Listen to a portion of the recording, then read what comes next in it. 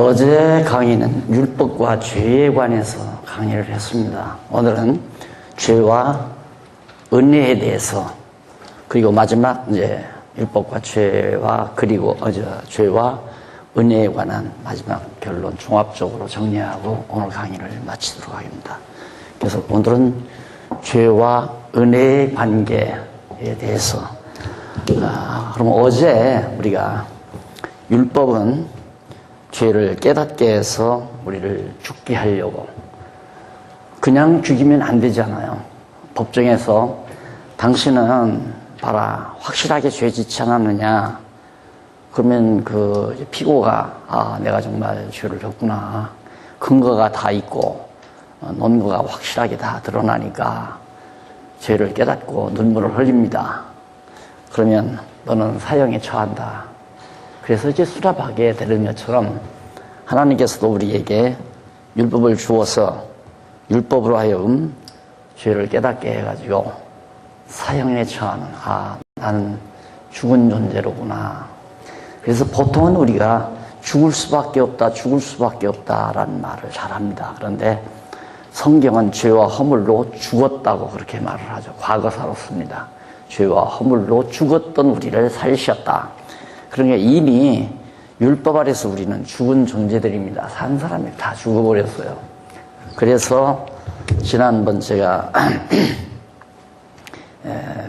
칼빈 펠라기안주의하고 알미니안주의하고 그다음 이제 칼빈주의하고, 그래서 펠라기안주의는 완전히 인간 의지 100%, 알미니안주의는 이제 50대 50, 그 다음 이제 칼빈주의는 100대.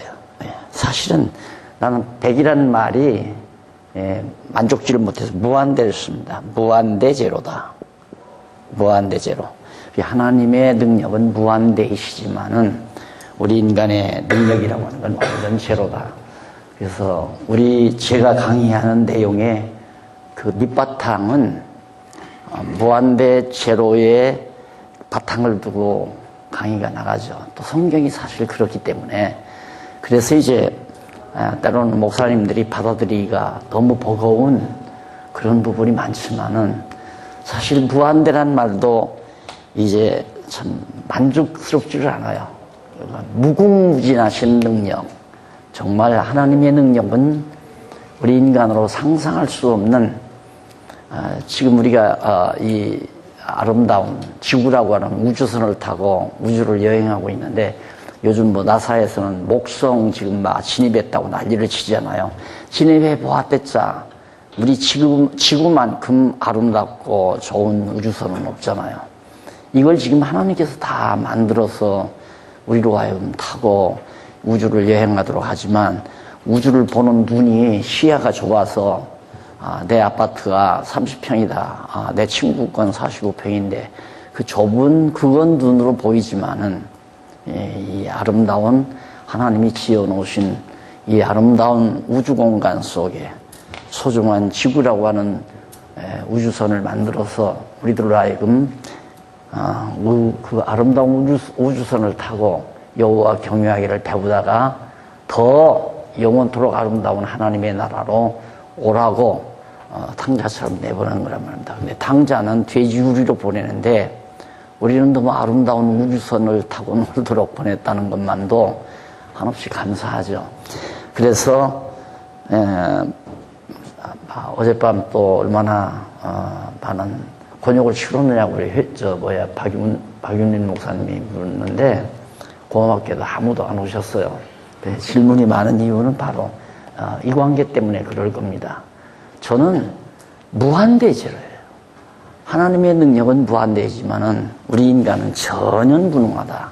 그러면 우리가 손을 뻗고 밥을 먹고 일어나고 걷고 하는 건 무슨 내 의지가 아니냐?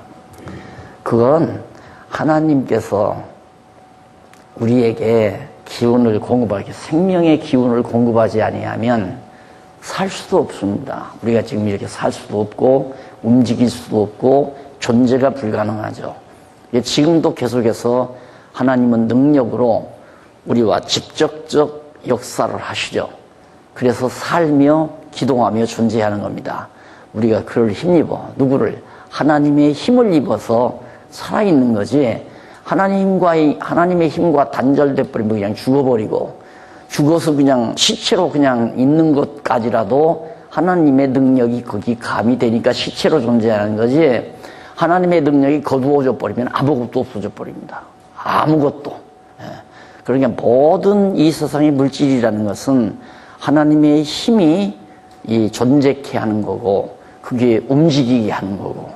자, 그런 이제 하나의 그 신관이라든가 아니면 물리에 대한 전제가 저에게는 있는 거예요. 그래서 그 전제를 깔고 저는 강의하지만 그런 전제가 없는 상태에서는 내가 지금 이렇게 오늘도 내가 지금 파란 티를 입고 나왔는데 이렇게 내가 결정을 해서 이거 입어야 되겠다 하고 결정을 했는데 이게 내 의지라는 거죠. 사람들은 그게 아니에요. 그것도 역시 하나님이 계속해서 순간이 아니라 계속 우리에게 생명의 기운을 공급하기 때문에 그의 힘을 입어서 살아있는 거고 눈을 뜨고 볼 수 있는 거고 걸어다니는 거죠. 그래서 우리는 하나님을 떠나서는 도저히 살 수 없는 존재, 철저하게 무한대체로라고 하는 근본 바탕을 저는 가지고 있습니다. 성경에서 얻은 진리죠. 그러니까 그런 면에서 아마 이해를 하시면 깨끗하게 아마 질문 자체가 다 사라지리라고 우리가 생각을 합니다. 그래 여기 이제 완전히 죄와 물로 죽어버렸다. 죽게 하시려고 율법을 주었기 때문에 결국에는 죽었다라는 말이 뒤에 나와요. 이제 보시면은. 자, 그러면 이제 오늘 공부할 얘기는 죄와 은혜라고 하는 관계입니다. 죄와 은혜와의 관계. 그래서 죄와 은혜라고 하는 내용이 3번 나오는데 그 내용 큰 제목만 제가 살펴가도 시간이 모자라죠. 한번 살펴보십시다. 죄와 관계없는 은혜가 있어요. 그럼 죄와 은혜는 어떤 관계인가? 첫째가 죄와 은혜와 관계없는, 일일이 쓰지 않겠습니다. 교재가 있으니까. 다행스럽게 여러분 고맙게 교재를 다 가지고 계셔서 제가 강의하기가 매우 참 좋습니다. 114페이지 제 두 번째 보면은 제 1번 죄와 관계없는 은혜. 그럼 죄와 관계없는 은혜는 어떤 은혜인가? 창세 전의 은혜이다. 자, 여기죠, 여기.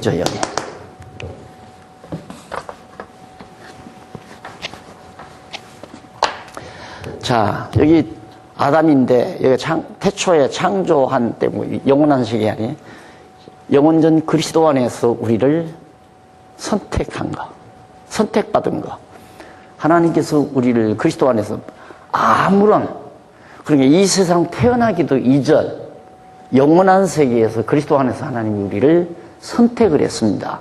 그것이 사도 바울이 에베소 1장에서 강조하는 은혜죠.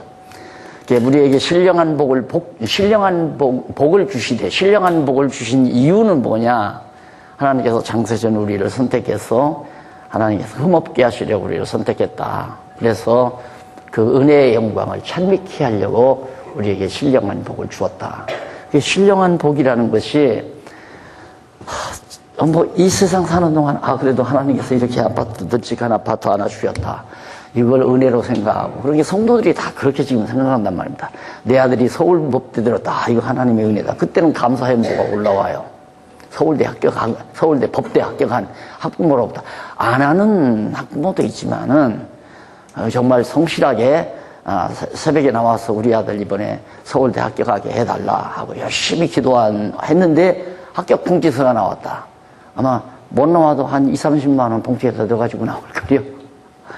그런 식의 신앙을 우리들이 지금까지 가르쳐 왔단 말입니다. 그러니까 이 엄청난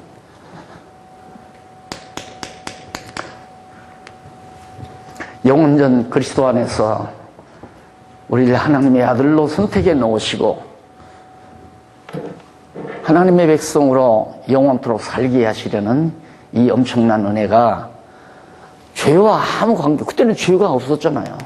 죄라는 우리가 죄와 관계없이 하나님께서 엄청난 은혜를 베풀어 주셨다. 그래서 창세전의 은혜가 바로 그러한 은혜다. 그래서 그 첫 번째 보면 216페이지 위에서 여섯째 줄, 첫째는 성부 하나님께서 베풀어 주신 은혜. 그 다음 두 번째가 뭐냐면 성자 하나님께서 베풀어, 이게 에베소서 1장에 나오는 내용들이에요. 둘째는 성자 하나님께서 17페이지 제일 위에, 117페이지 제일 위에. 둘째는 성자 하나님께서 계시하시는 은혜. 자, 그러니까 성자 하나님이 여기서 계시하신다고 나오잖아요. 다 보면 이제 이건 여기가 십자가가 아니에요. 제가 표시하다 보니까 이제 이게 모세입니다. 여기는 모세고. 그다음에 예수 그리스도 사건인데 이제 우리가 이후에 지금 공부하잖아요. 이후에를 어저께는 이 이전 모세를 중심해서 율법을 중심해서 전후를 공부하고 이제는 오늘은 예수 그리스도를 중심해서 전후를 공부하기 때문에 여기가 겹치는 겁니다. 율법과 관계 있는 죄와 겹쳐가지고 이제 이 뒤로 물러가는 거죠. 그래서 첫 시간에 제가 말씀드린 대로 율법이라고 하는 것과 죄라고 하는 것과 그 다음은 은혜라고 하는 것이 하나의 연결된 세팅된 언어 개념이지 연결되지 않은 단마디 매 단마디 주제에 대한 그런 개념을 이해해서는 안 된다. 성경이라는 게 전부 다 그렇습니다. 율법과 죄 그리고 은혜만이 아니라 성경도 창세기로부터 요한계시록까지 전부가 다 맥맥이 이어지는 그 맥이 이어지는 하나의 논리체계에 의한 세팅된 개념으로 우리가 성경을 이해해야지 창세기 따로 이해하고 출애굽기 따로 이해하고 계시록 따로 이해하고 안 된다 이거죠. 그래서 내가 성경은 알면 다 알고 모르면 다 모르는 거다. 왜?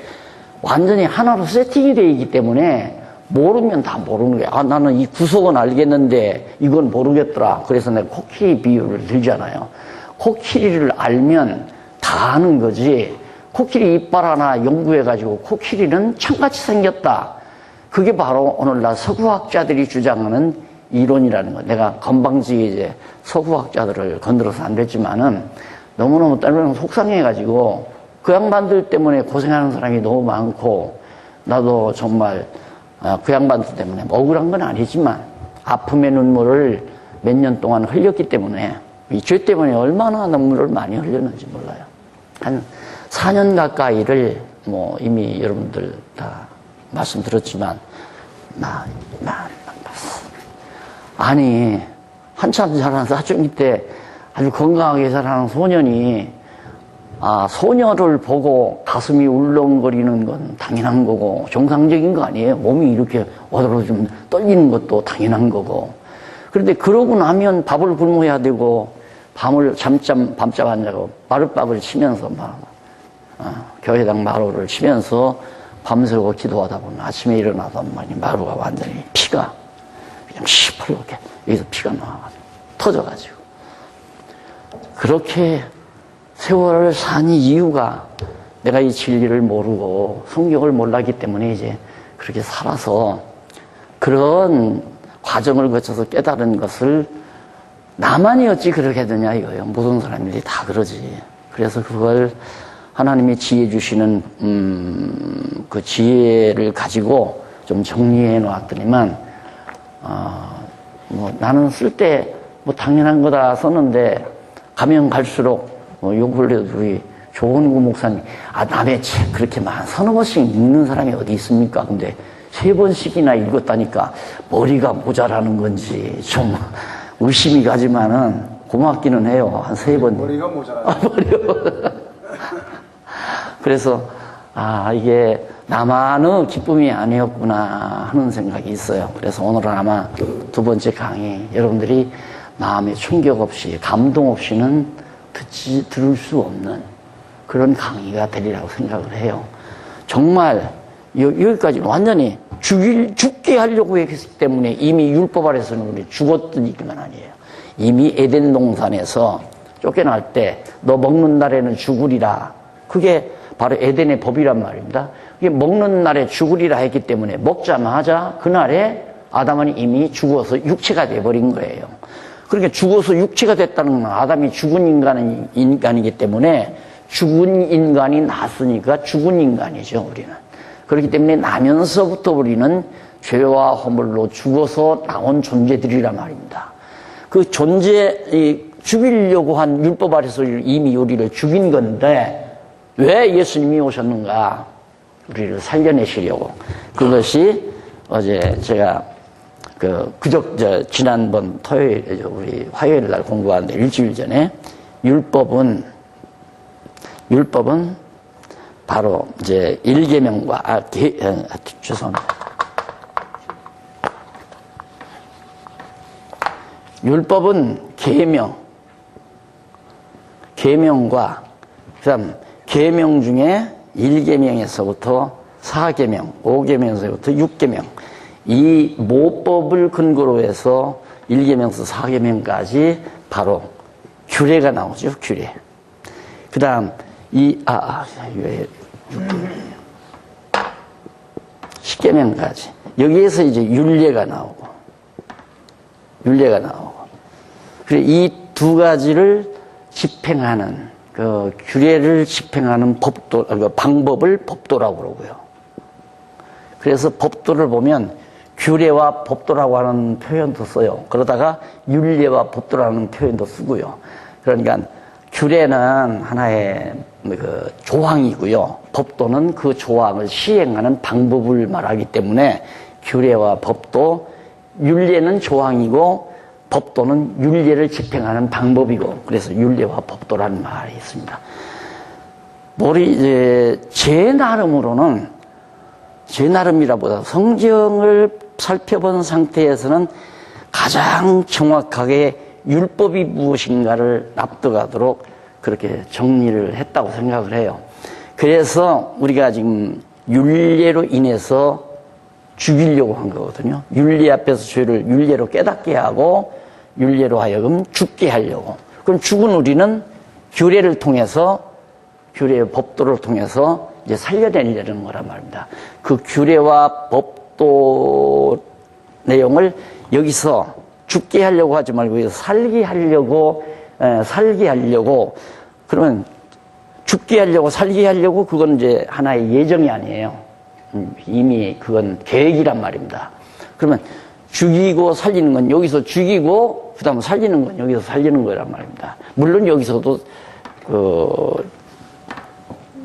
제사장들이 구약시대 제사장들이 살려내지만 그래서 몇 번 생각하다가 그것까지 여기서 정리해서 할까 하다가 이쪽으로 넘겨서 은혜와 설명하는 것이 훨씬 책 분량도 적어지고 이 이야기도 좀 순조롭겠다 싶어서 여기서 이제 죄를 깨닫게 해서 죽게 하려고 죽게 하려고 했으면 죽여서 살리려고 이렇게 얘기를 해야 되잖아요.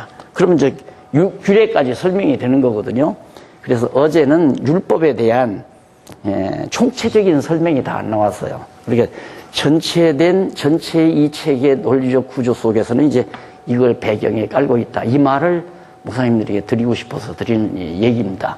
이 내용을 배경에 깔고 있다. 그런데 규례를 통해서 살려내는 것은 그리스도가 오셔서 십자가에 죽으신 온전한 제사죠. 온전한 영원한 제사. 구약시대 제사는 매일같이 드려야 되는 거지만은 신약시대 예수 그리스도가 오셔서는 단 한 번으로 영원한 성전에서 영원한 제물로 영원한 제사장, 대제사장이 돼서 단 한 번 드리심으로 다시는 제사 드리는 일이 없게 되지 않았어요.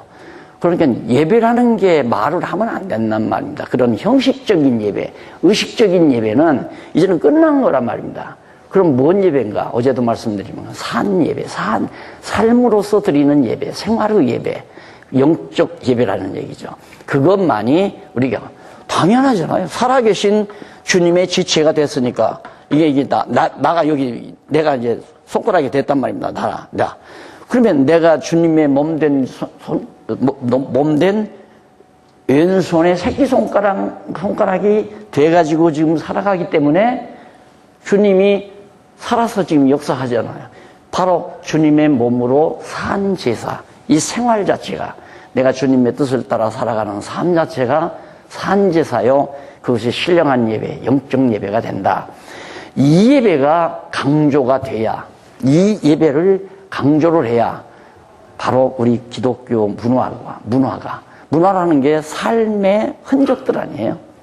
내 삶의 표현, 삶을 표현하는 것을 하나의 문화라고 할 수가 있는데 기독교 문화가 없어요. 형식만 있고 의식만 지금 계속 좀 의식 쪽으로 가요. 어느 의식 쪽으로? 로만 캐토릭의 의식으로 닮아가요, 지금. 목사님들은 거의 신부와 대적하고 있고, 왜? 제사장이 되려고 지금 노력하고 있으니까. 제사장 의복도 만들어 입으려고 노력하고 있고, 또 교회당을 질 때 성전으로 지려고 하니까, 왜? 제사 드리려니까 성전 져야잖아요.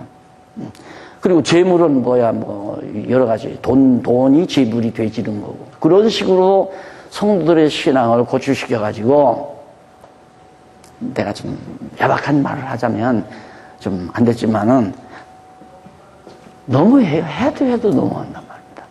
성도들이 너무 기독교 신앙에 대해서 초보도 제대로 정리가 안 된 상태이기 때문에 참 이런 교회가 그래도 지탱된다는 것은 대중들이 그만큼 좀 어둔하고 어둡고 무식하기 때문에 그렇지 지금처럼 점점 영악하고 깨어나는 시대에는 교회는 무너지게 되어 있다는 얘기입니다.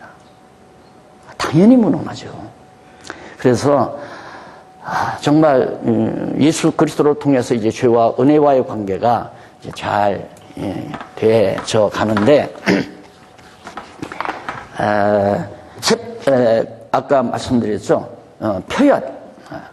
그러니까 영원한 이 은혜, 하나님께서 영원한 선택을 통해서 여기서 정말 영원한 죄와 무관했던 이 은혜를 하나님께서 우리에게 계시하는 방법이 뭐냐면 십자가 이게 이제 바로 아주 최대의 계시라는 얘기죠.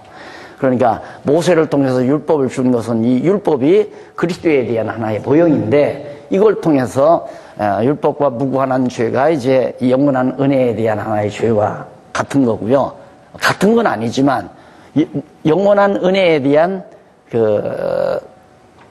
무관한 죄, 여기서 영원한 은혜를 베풀었기 때문에 죄가 어떤 죄가 있냐면 율법과 무관하지만 여기 타락했으니까 죄가 그대로 존재한다 이거예요. 그러니까 율법은 그 뒤에 왔지만은 430년 후에 왔지만은 그래서 이제 이 은혜를 가장 깊게 표현하는 방법이 우선 그림자로 표현하는 것이 이제 규례죠. 규례와 법도 그렇잖아요.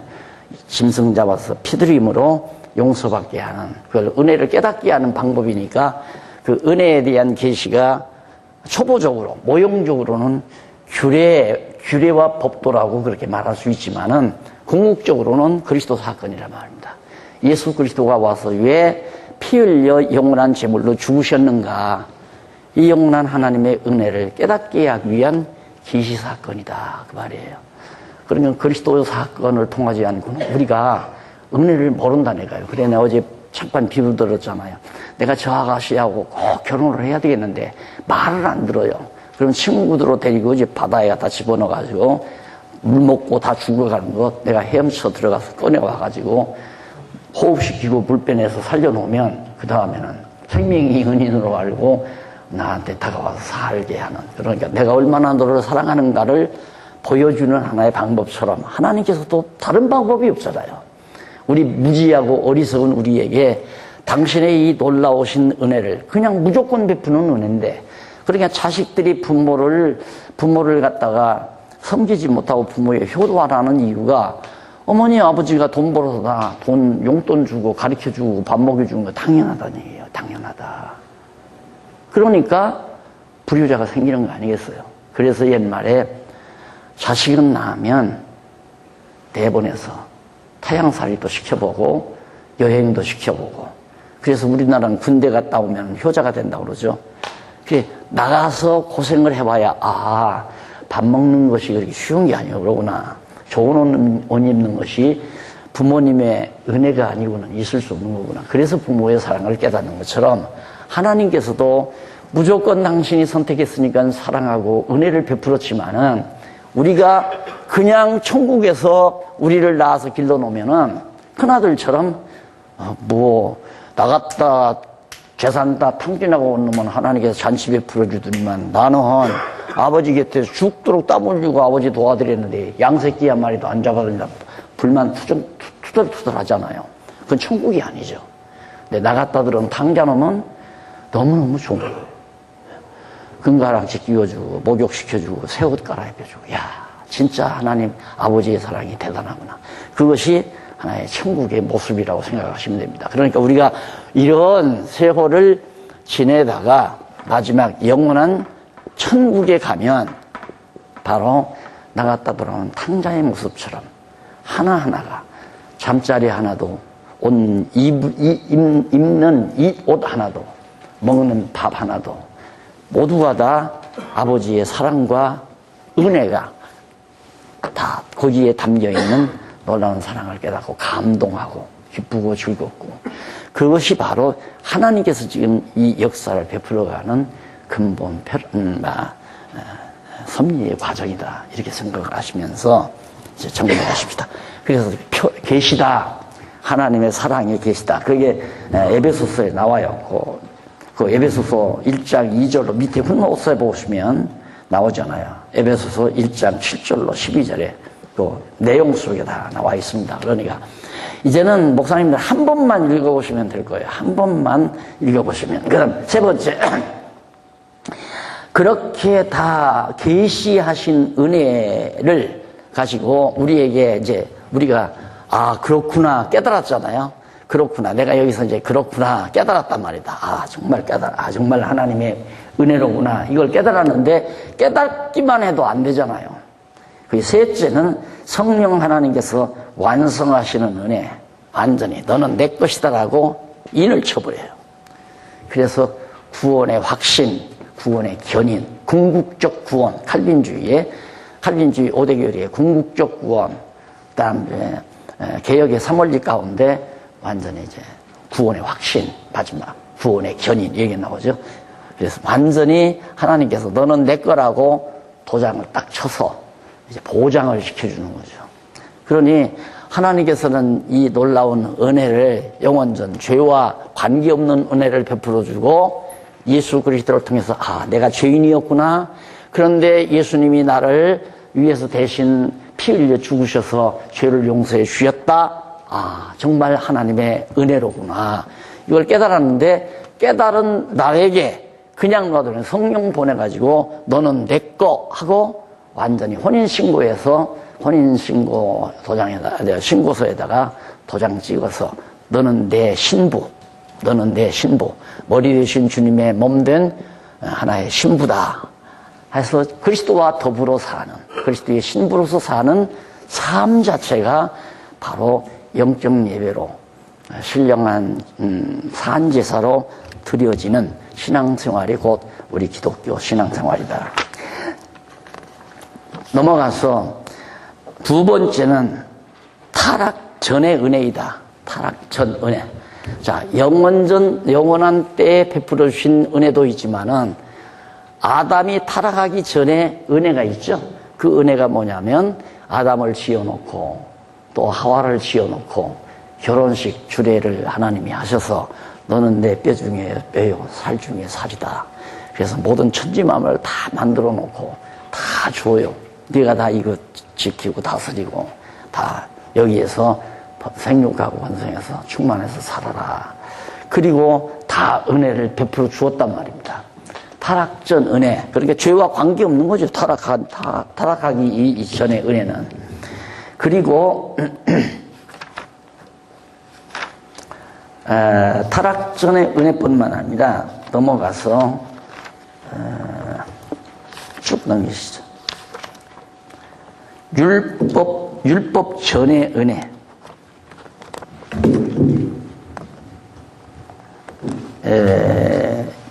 128페이지. 128페이지. 율법전의 은혜다. 여기죠. 모세에게 율법을 줄 이전의 은혜.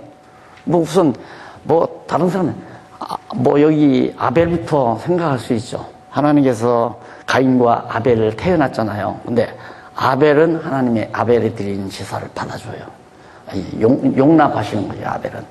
근데 가인은 안 받아주잖아요. 이 아벨은 하나님의 특별한 은혜를 입는 거죠.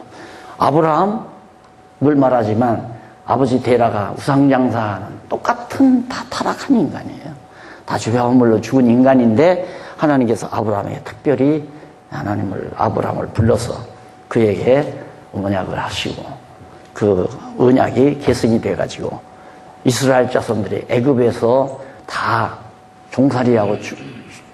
종살이하고 살아가는 형편없는 백성들이지만 하나님께서 거기서 건져내잖아요. 건져내가지고 가나안 땅까지 인도하시는 과정에서 시내산에서 모세에게 율법을 준 거란 말입니다.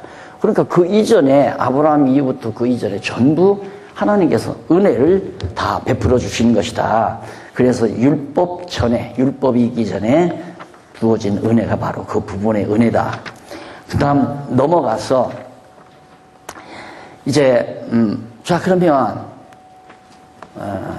율법 전의 은혜와 율법 후의 은혜, 이제 율법 전의 은혜는 여기 영원한 은혜, 죄와 관계없는, 그러니까 죄와 관계없는 은혜가 영원전 그리스도 안에서 우리를 선택한 은혜, 아담을 지키기 전에 천지만물 창조해서 그 모든 것을 다 아담에게 주시려고 만들어가지고 아담 창조해서 아내를 주어가지고 가정을 이루어 모든 것 다스리고 지키라고 주신 은혜, 생명과까지 허락하신 은혜.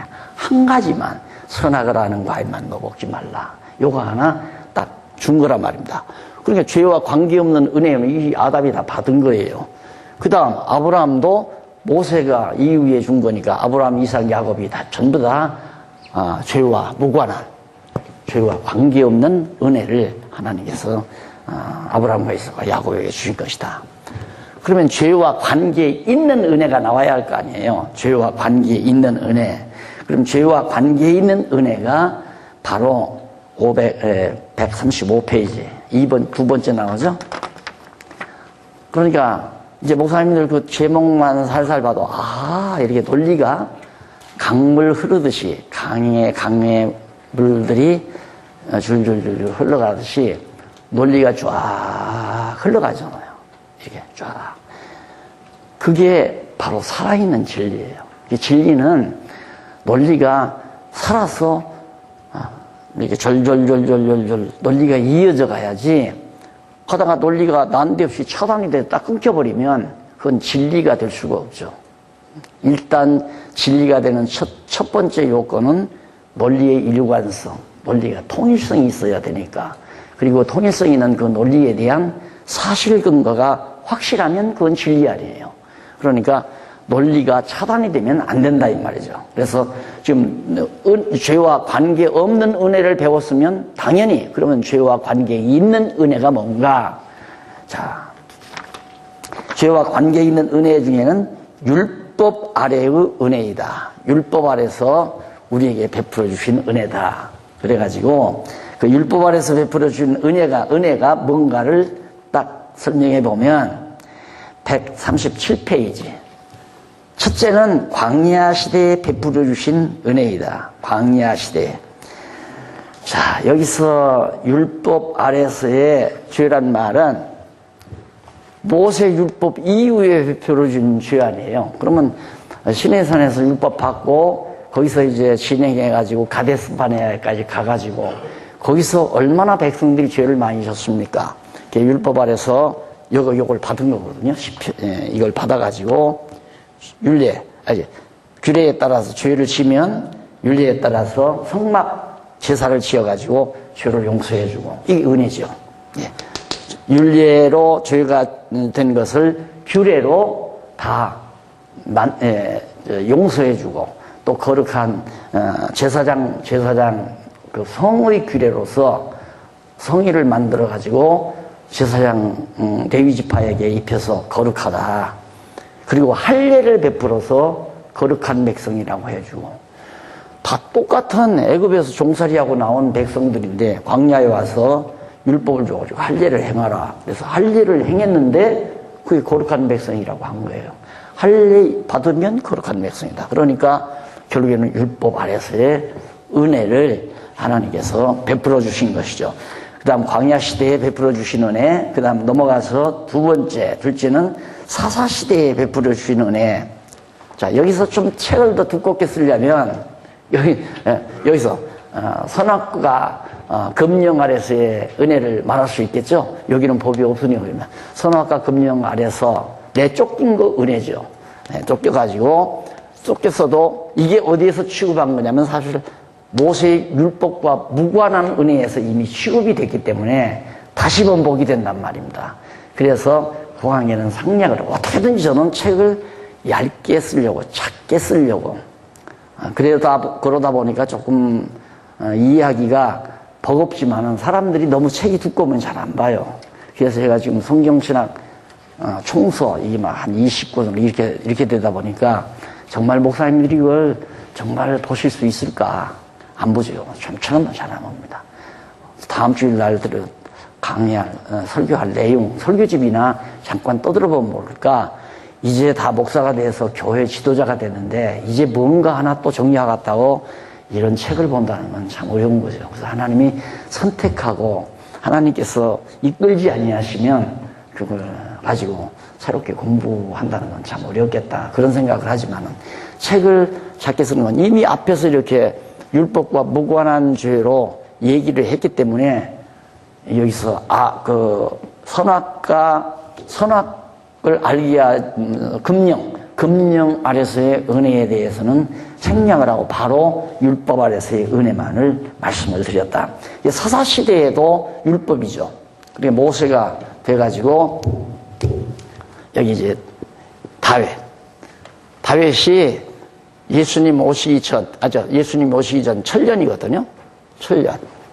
대개. 이건 1500년이고, 아브라함은, 여기가 아브라함이 2000년이고, 이렇게, 아브라함이. 그러면, 다윗이 있기 전에 사사시대가 있단 말입니다. 사사시대이기 전에 여호수아 시대가 있고, 이렇게 있는데, 사사시대, 특히, 여호수아 시대도 물론 은혜지만은, 사사시대에 하나님께서 범죄하면 또 용서해주고 범죄해주면 또 용서하고 그렇게 해서 12명의 사사시대에 베풀어 주시는 그 은혜가 바로 율법 아래서 율법대로라면 다 죽여버리죠. 은혜를 베풀었다. 그 다음 이제 세 번째는 통일왕국시대. 통일왕국시대는 다윗과 솔로몬 왕국시대죠. 이게 통일왕국시대란 말입니다. 이때 하나님께서 엄청 은혜를 베풀어서 정말 하나님의 백성들이 기쁨과 평강을 누리고 살도록 그렇게 섭리하시는 내용입니다. 자, 그 다음에 이제 그 통일왕국 시대 네 번째가 분열왕국 시대 나라가 이렇게 갈라지죠.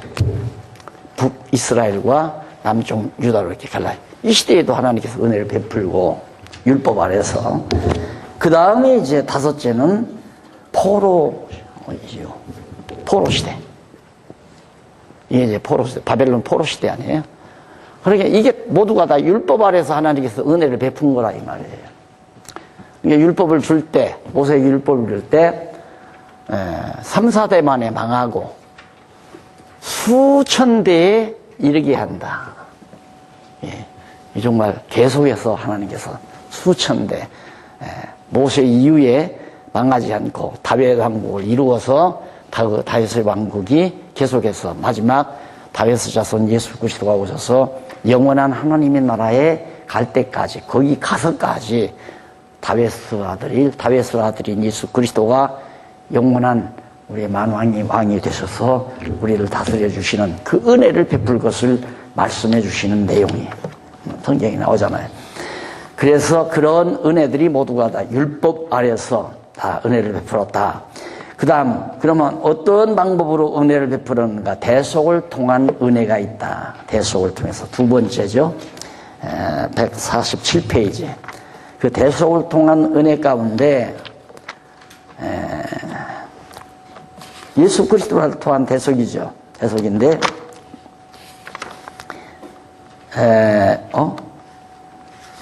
이게 내가 다 놓쳤어요. 대속을 통한 은혜 중에 동그라미 안에 첫 번 나올 텐데요. 어디?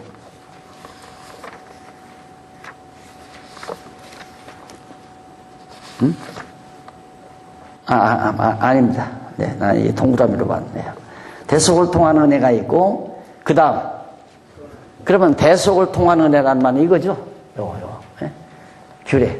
예, 구약시대의 율법은 규례를 통해서 대속해 줬지만은, 이제는 예수 그리스도가 진짜 모형이 아닌 진짜 것으로 대속을 통해서 우리에게 은혜를 베풀어 주시고, 그 다음 또 어떤 은혜냐면, 선한 생활의 은혜. 여기 나오잖아요. 자, 여기 다시 한번. 인간 다 불의하죠? 불의한 인간을 대속을 통해서 하나님께서 우리를 의롭다고 하나님의 의를 입혀가지고 어떻게 영적 예배 생활을 하도록 하나님이 생활하도록 살게 하신다.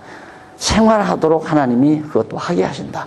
이렇게 죄인 되게 해서 의인 되게 해가지고 하나님의 거룩한 백성으로서의 삶을 살게 하신다. 누가? 하나님께서. 그래서 하나님이 직접 되게 하시고 죄인 되게 하시고 의인 되게 해서 하나님의 백성으로 거룩한 삶을 살게도 해주신다. 그래서 우리가 하나님의 뜻대로 산다는 것이 하나님의 은혜예요. 하나님의 은혜. 자, 우리 장로님이 이렇게 앞에 계신데 말하기가 거부하지 말고, 목사님들이 참 자꾸 목사님, 장로님 말씀을 하니까 나도 실감나기 위해서 말씀을 드리지만 은혜예요. 저도 이렇게 사는 것이 하나님의 은혜고, 내가 상상을 못하죠. 평생 한 30년 가까이 이단십이 걸려가지고 이 진리를 지켜온 사람인데, 목사님들이 내 강의를 듣는다. 누가 그러더라고요. 목사님, 얼마 전에 어느 분이 오셔서 목사님들이 몇십 명이 모여서 이렇게 강의 듣는다는 건 이건 기적입니다. 그러더라고요. 기적입니다. 나도 그렇게 생각해요. 그래서 내가 목사님들하고 이 나누고 싶은 마음이 간절하지만 이게 되리라고는 상상을 못했어요. 그런데 이 양반이 이제 어떻게 시작을 해가지고 이렇게 갔다가 지금 이렇게 와서 지금 이렇게 된 겁니다. 이렇게 이정춘 목사님한테 가가지고 이정춘 목사님 통해서 우리 박 목사님 통해가지고 지금 여러분들과 이렇게 만나서 강의를 한다는 거.